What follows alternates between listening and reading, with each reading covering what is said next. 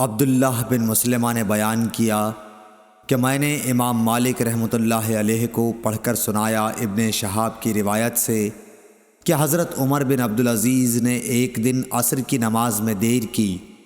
پس عروہ بن زبیر رضی اللہ تعالیٰ عنہ کے پاس تشریف لے گئے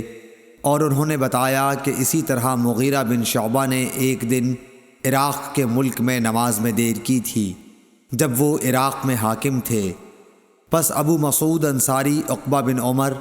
ان کی خدمت میں گئے اور فرمایا، مغیرہ، آخر یہ کیا بات ہے؟ کیا آپ کو معلوم نہیں کہ جب جبرائیل تشریف لائے تو انہوں نے نماز پڑھی اور رسول کریم صلی اللہ علیہ وسلم نے بھی نماز پڑھی، پھر خود جبرائیل نے نماز پڑھی تو نبی صلی اللہ علیہ وسلم نے بھی نماز پڑھی، پھر جبرائیل نے نماز پڑھی تو رسول کریم صلی اللہ علیہ وسلم نے بھی نماز پڑھی، پھر جبرائیل نے نماز پڑھی تو رسول کریم صلی اللہ علیہ وسلم نے بھی نماز پڑھی، پھر جبرائیل علیہ السلام نے کہا کہ میں اسی طرح حکم کیا گیا ہوں۔ اس پر حضرت عمر بن عبدالعزیز نے عروہ سے کہا، معلوم بھی ہے آپ کیا بیان کر رہے ہیں؟ کیا جبرائیل نے نبی کو نماز کے اوقات عمل کر کے بتلائے تھے؟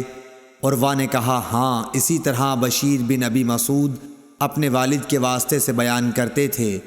عروہ نے کہا کہ مجھ سے عائشہ رضی اللہ تعالی عنہا نے بیان کیا کہ رسول اللہ صلی اللہ علیہ وسلم عصر کی نماز اس وقت پڑھ لیتے تھے جب ابھی دھوپ ان کے حجرے میں موجود ہوتی تھی، اس سے بھی پہلے کہ وہ دیوار پر چڑھے۔ صحیح بخاری حدیث نمبر 521 522۔